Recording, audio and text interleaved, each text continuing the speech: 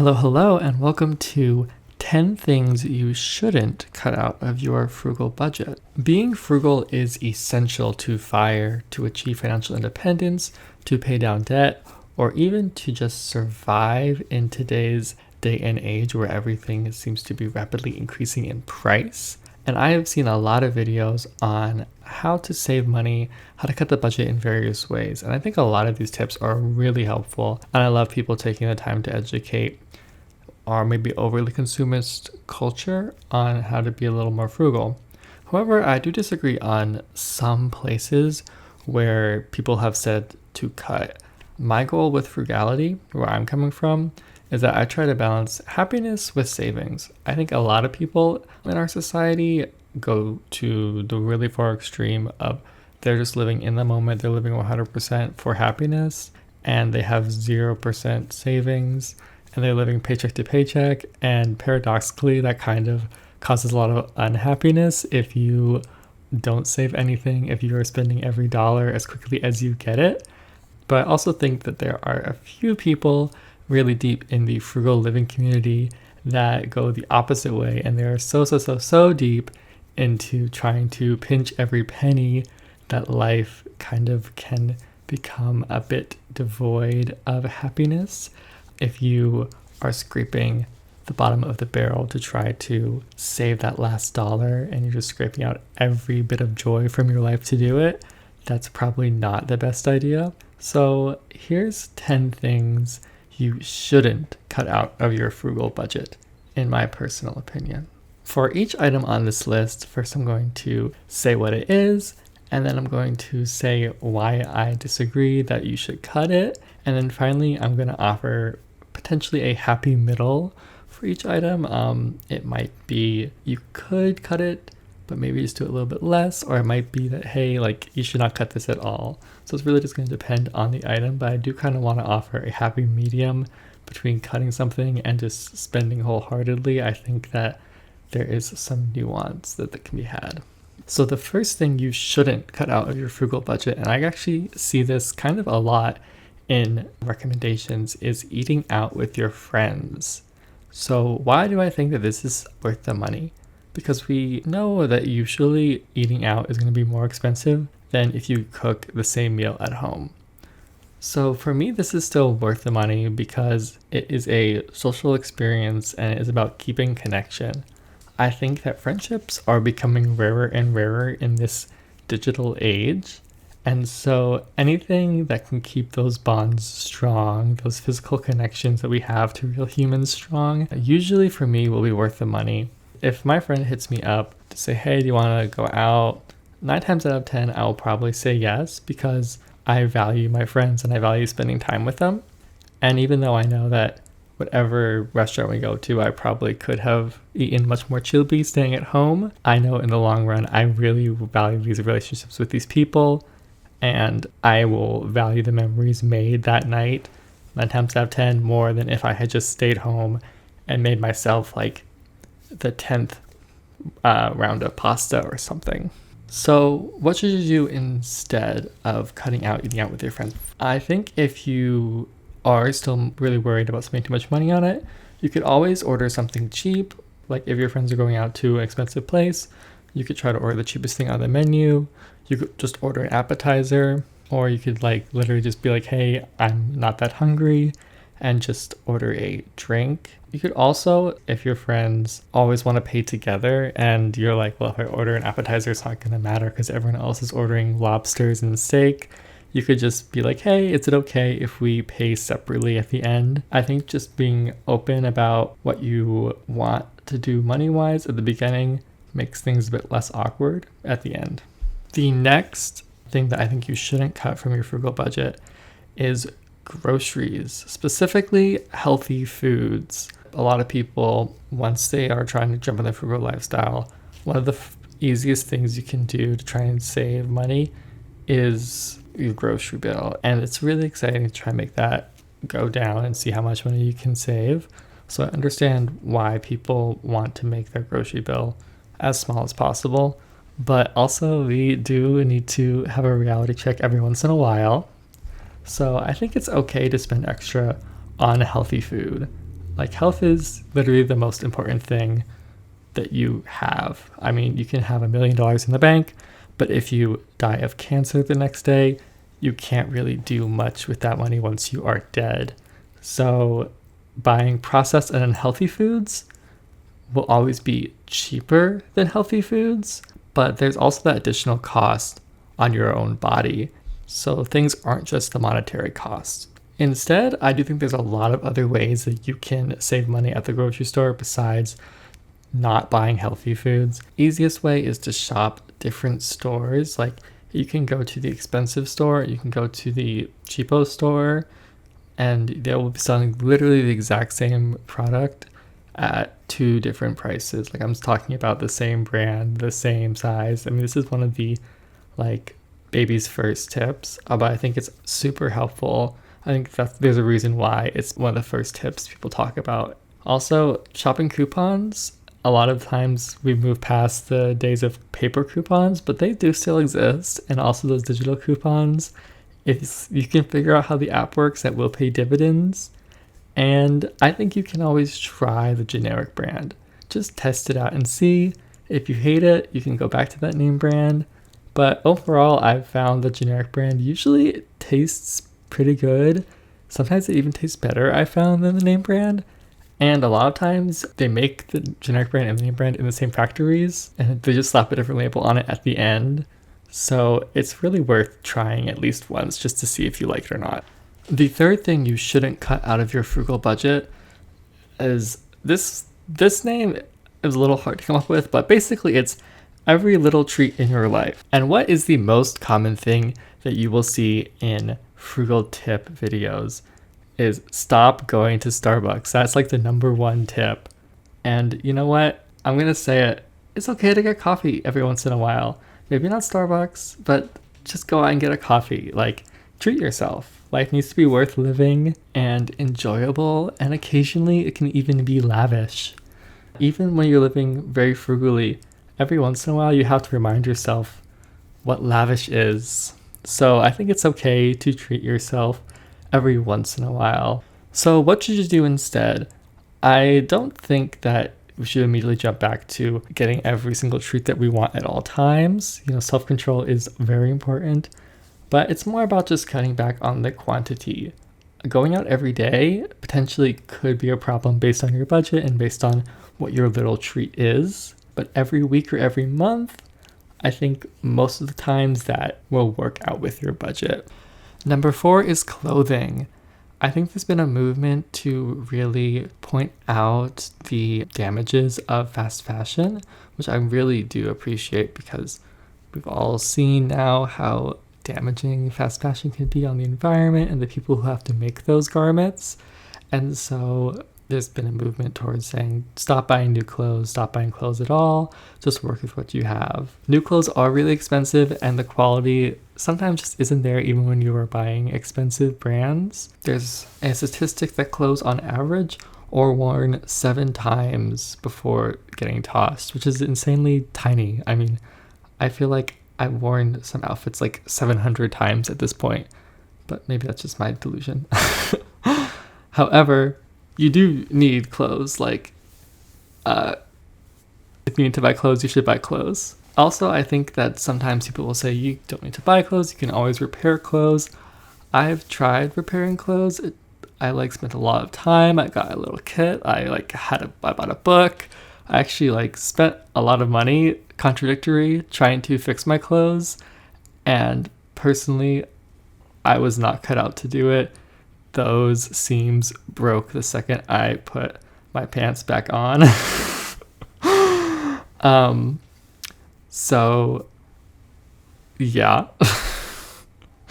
I think overall, it's okay, related to the last one, it's okay to indulge yourself every once in a while. I think that as a overall statement, our culture is way too indulgent and we do way too much fast fashion. But switching up your wardrobe every once in a while is fun. I think you can frame it kind of like people have cheat meals. It's okay to have cheat clothes. It's okay to indulge every once in a while with picking out a new outfit, even if it is potentially not from the best source. So instead, again, balance. To me, wearing something 7 times and then tossing it is a little bit crazy.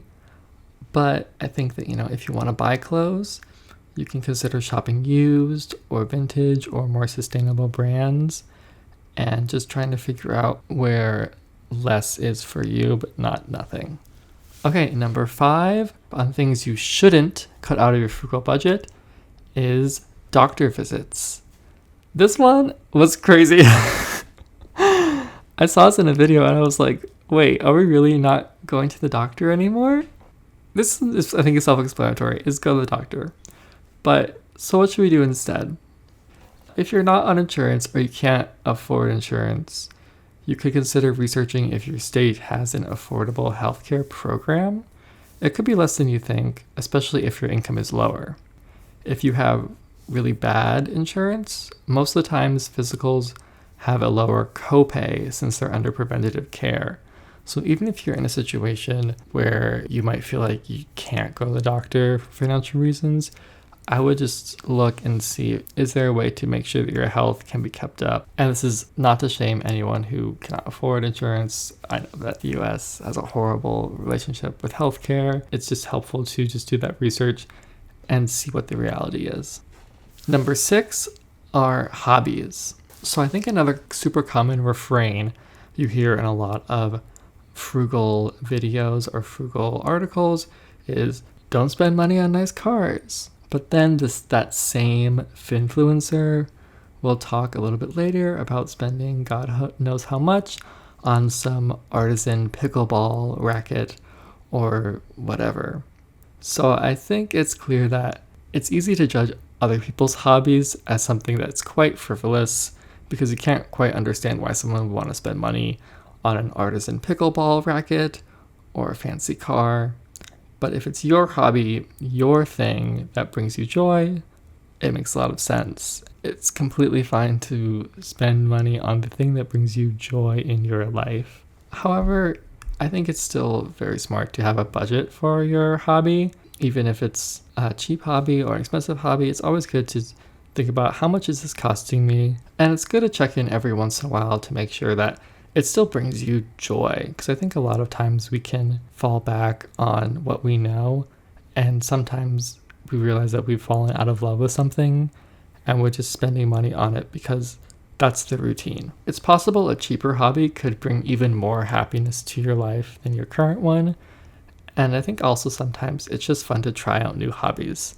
So even if you have a hobby that you are spending money on, you're happy with, you could always try just a different one and see where that takes you. Number 7 is another one that is a little bit hard to summarize as just a title, but I gave it anything that takes like an hour to save $1. This category is kind of the really complex tips of DIY or utilizing every last bit. It's usually like very complex life hacks that the end result is something that's very small, like spending all day making your own cleaning supplies or spending all day stripping off every little tiny meat on the bone of something to then turn it into a broth, things like that. And first of all, I do sometimes love doing these things. I just want to say they look aesthetic and a lot of times it's just fun. And if you're also saving money doing it, it makes complete sense. So if you have fun doing these, do them 100% full stop. But remember, your time is worth something. Spending all day making your own cleaning supplies, if you hate doing that, it's okay to spend the $4 on Windex. So what should we do instead? Again, if you enjoy doing these DIY life hacks, do them. It's also okay to make your own Windex. But you can often get bigger savings faster by just shopping smarter. Like we said, either going to a cheaper store or with the non-name brand items or utilizing weekly sales and coupons. Number 8 is coffees out. This is a bit related to the little treats in life thing I was talking about earlier, but this is such a common one that people suggest, and I think that sometimes it can be a little misunderstood. When you go to get a coffee at a cafe, you're not just paying for the coffee. you're paying for access to that third space of the coffee shop, or you're paying for access to the social time with your friend and a way to meet up with them. Both of which I think can definitely be worth the money. For instance, I really enjoy every so often going to a coffee shop, buying something off the menu, and then going and spending the day writing. It doesn't really matter what I get so much as just the space I'm going to and the change of scenery from writing in my apartment to now I'm writing in this beautiful place where there's other people around. And the $5 I spent on coffee, to me, I sort of look at it as like the entrance fee to get into that space. So what should we do instead? Since you're not paying for the coffee in this specific instance, I know there's lots of people who really love coffee and they would be paying for the coffee, but we're talking about more going out to coffee. Hopefully that makes sense. Since you're not paying for the coffee, you could see if you can get that third space or social time without paying. So for instance, I really love going to the cafe to write, but also I really love going to my local library and writing. And my local library doesn't charge me $5 to go right there. It's completely free. You can also, if you meet up with your friends at a coffee shop every week, maybe you can see if you could go to a local park, local community center, or maybe someone's house instead. Number 9 is advisors. I think this most often comes up in the frugal living advice videos as don't get a financial advisor, just learn everything online. I think this makes sense for people who work in this space to say, because, most people saying this, they feel like they are financial experts or they even sometimes are financial advisors. So it would feel kind of weird for those people to want to get a financial advisor because they feel like they've learned everything already about finance. However, I do think in general, getting advisors' opinions or help on certain things can definitely be worth it in certain circumstances when you don't have the expertise and it's a large purchase or it's a large amount of money that you are working with. For instance, if I'm buying a house, I'm definitely going to get a realtor. I'm definitely going to get people to come in and inspect the house. I'm not going to think that I can do that myself because I personally don't have a construction background or real estate background. However, if I was working in real estate, maybe I think that I could skip that step and save that money. So I think it really just comes down to if you are an expert in that field, it definitely makes sense not to pay for an advisor. And then more broadly, sometimes bringing in a second opinion can lead you to biases that you realize you didn't even have. And I think that can be worth the money in and of itself. Even if you end up disagreeing potentially with what the person says, learning that someone thinks differently or learning that there is something you haven't thought of could be worth the money in and of itself. Finally, shoes. I think a good pair of comfortable shoes are worth their weight in gold, especially if that is like your go-to pair that you wear most days of the week, because nothing is worse than just like horrible foot pain from really uncomfortable shoes at the end of the day. And if it's something that is going to be on your body for potentially 12 up to maybe even 16 hours a day, I think it is worth that extra money.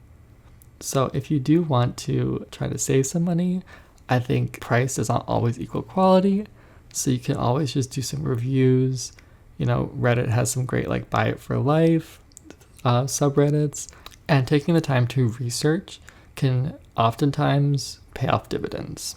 So that was 10 things you shouldn't cut out of your frugal budget. But I want to know what you guys think. I think this could potentially be a controversial video just because I am disagreeing with some of the most popular advice in the frugal/fire community. So if you do disagree, I am happy to hear it. I think that, as I have lived my own frugal lifestyle, my opinions on these things have changed over time. Like, I have definitely gone from being super, super, super penny pinching frugal to living a bit more lavishly to trying to find a happy medium. And I think looking back in 5 years, my opinion on some of these might change again. So I'm definitely open to hearing what other people have to say.